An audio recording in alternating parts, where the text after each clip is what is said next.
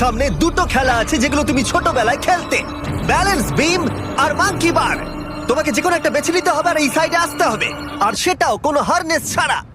না না না না, যদি না, কোনো না, না। কারণে ও অবস্টাকেল কোর্স থেকে পড়ে যায়, তাহলে ও প্রথম কোর্সের মতো সোজা নিচে নেটে গিয়ে পড়বে, আহ! আরো $8 লাখ হেরে যাবে।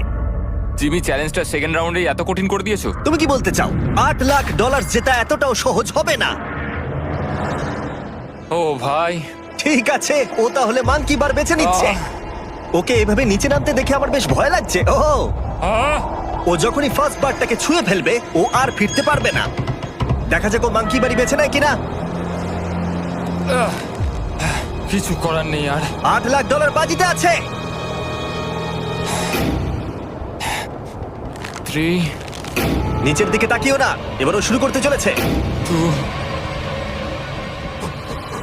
ও মাই গড!